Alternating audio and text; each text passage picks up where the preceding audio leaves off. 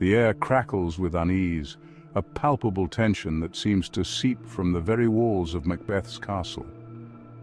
A banquet unfolds within the grand halls of Macbeth's castle, a scene of supposed merriment and celebration. The tables are laden with the finest foods and wines, a display of wealth and power meant to impress the gathered nobles. Yet beneath the veneer of festivity, a storm brews. The guests, though outwardly cheerful, exchange uneasy glances, sensing the undercurrent of tension that permeates the room. Macbeth, now crowned King of Scotland, should be triumphant. His rise to power, though steeped in blood and treachery, has finally borne fruit. He should be reveling in his newfound power, basking in the glory of his achievements and the adulation of his subjects. Instead, he is a prisoner of his own guilt, haunted by the specter of his ambition. The crown on his head feels more like a shackle, a constant reminder of the heinous acts he committed to obtain it. The banquet, meant to solidify his reign, becomes a descent into madness, a public spectacle of his unraveling. His mind, once sharp and cunning, is now clouded by paranoia and fear. This scene, pivotal in Shakespeare's tragedy, lays bare the consequences of unchecked ambition. It is a moment where the facade of control crumbles, revealing the chaos beneath. It is a study in guilt, paranoia, and the insidious power of the supernatural.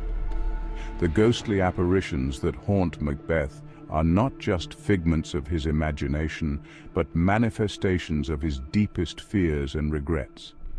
As the feast commences, so too does Macbeth's descent into darkness. Each bite of food, each sip of wine is tainted by the knowledge of his crimes. The banquet becomes a macabre dance, orchestrated by fate and fueled by Macbeth's own tortured psyche. The once celebratory atmosphere turns oppressive, the laughter of the guests a cruel mockery of his inner turmoil. The guests, unaware of the turmoil within their host, eat and drink merrily. They are blissfully ignorant of the storm raging within Macbeth's mind, their joy a stark contrast to his despair. Macbeth, however, sees not their smiles but the phantom of his deeds. The ghost of Banquo, his former friend and victim, appears before him, a silent accusation that shatters his composure. He hears not their laughter but the echoes of his victims' cries. The walls of the banquet hall seem to close in on him, the weight of his sins pressing down with unbearable force. The banquet hall, meant to be a symbol of his power, becomes a prison of his own making. The flickering candlelight casts long shadows, each one a reminder of the darkness that now consumes him. In this moment, Macbeth's unraveling is complete, his descent into madness irrevocable. The banquet table is laden with delicacies. Wine flows freely. The air is thick with the aroma of roasted meats, freshly baked bread, and exotic fruits. The table is a testament to opulence, a display of wealth and power meant to impress and intimidate. Laughter rings out, or so it seems. The guests appear to be in high spirits, their laughter echoing through the grand hall. They clink their goblets together, toasting to their host, unaware of the dark undercurrents that swirl beneath the surface. But we, the audience, see through the facade. We are privy to the secrets that the characters on stage are blind to. We watch with bated breath, knowing the tragic fate that awaits them. We know the truth that eludes Macbeth's unsuspecting guests. Their laughter and merriment are but a thin veil, hiding the grim reality that we, the audience, are all too aware of. We know the blood that stains his crown, invisible to them, but glaringly evident to us. The crown, a symbol of power and authority, is tainted with the blood of those who stood in Macbeth's way. This is dramatic irony at its most potent, a delicious torture that Shakespeare wields with masterful precision. The audience is caught in a web of tension, knowing the truth while watching the characters stumble in the dark. Macbeth, in a desperate attempt to solidify his reign, throws this lavish feast. He hopes to quell any doubts about his legitimacy, to present himself as a benevolent ruler. He seeks to project an image of stability, of a king secure in his power. His speech is filled with grandiose declarations and promises of prosperity, each word carefully chosen to reinforce his authority. Yet his every word, every forced smile, rings hollow. The strain is evident in his eyes, the tension in his voice betraying the fear that gnaws at his soul. We see the fear lurking behind his eyes, the tremor in his hand as he lifts his goblet. Each movement is a struggle to maintain the illusion of control. The guests, oblivious to his inner turmoil, congratulate him on his victory. They raise their goblets in unison, their voices a chorus of praise and adulation. They praise his reign, their words dripping with unintended irony. Each compliment, each toast, is a knife twisting in Macbeth's already tortured conscience. Every toast to his health, every pledge of loyalty serves only to heighten the tension.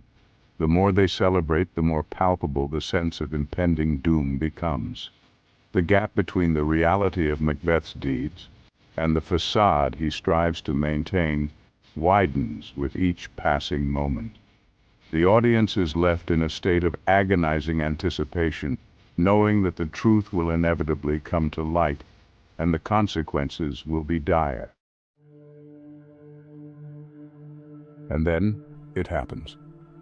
The moment that shatters the carefully constructed facade. Banquo's ghost, a gruesome apparition visible only to Macbeth, enters the hall. The ghost, eyes hollow and accusing, takes the seat reserved for him at the banquet table. This is no mere theatrical trickery. This is the embodiment of Macbeth's guilt, a manifestation of his sins taking tangible form. The ghost's presence is a direct assault on Macbeth's sanity, a brutal reminder of the treacherous path he has chosen. It is a debt collector arriving at the precise moment Macbeth believes himself to be safe. Macbeth's carefully constructed composure crumbles. His face, a mask of forced cheer only moments ago, contorts in horror. He rants and raves, his words incoherent to the terrified guests. They see a king gone mad, his sanity shattered. They do not, however, see the source of his terror. The appearance of Banquo's ghost is not merely a supernatural occurrence. It is a chilling reminder of the bloodshed that Macbeth has caused, a haunting echo of his treacherous actions. It is a manifestation of Macbeth's inner turmoil, a physical representation of his guilt. This ghostly figure is not just a figment of his imagination, but a symbol of the moral decay that has taken root in his soul. His mind, already fractured by his deeds, cracks under the strain. The weight of his crimes presses down on him, causing his mental state to deteriorate further. The guilt that has been gnawing at his conscience explodes into full-blown paranoia. He becomes increasingly suspicious of those around him, seeing threats and conspiracies in every shadow. Shakespeare masterfully portrays the psychological torment of a man consumed by his own ambition. Macbeth's ambition, once a driving force, now becomes his undoing, leading him down a path of self-destruction. Macbeth's descent into madness is not a sudden plunge, but a gradual unraveling, meticulously crafted by the playwright. Each step he takes deeper into his own mind reveals the layers of his psychological disintegration. Every muttered aside, every twitch of his eye, every outburst of anger reveals the depth of his torment.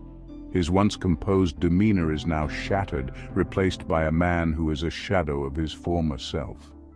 The banquet, meant to be a celebration, becomes a public display of his unraveling. What should have been a moment of triumph turns into a spectacle of his inner chaos. The guests, initially confused, become increasingly alarmed by his behavior. Their confusion quickly turns to fear as they witness the extent of Macbeth's instability. Their fear, palpable in the hushed whispers and anxious glances, serves only to heighten Macbeth's paranoia. He perceives their fear as judgment, further isolating him in his own mind. He is trapped in a cycle of guilt and fear, his grip on reality slipping with every passing moment. The once mighty warrior is now a prisoner of his own conscience, haunted by the ghosts of his past deeds. As he looks at his reflection, he no longer sees the powerful figure he once was. Instead, he sees a man broken by his own ambition, a man whose soul is tormented by the weight of his actions. The castle, once a symbol of his power, now feels like a prison. The shadows that flicker on the walls seem to mock him, reminding him of the darkness that has taken over his life. In the end, Macbeth is left with nothing but his guilt and despair. His ambition has led him to a place of no return, where he is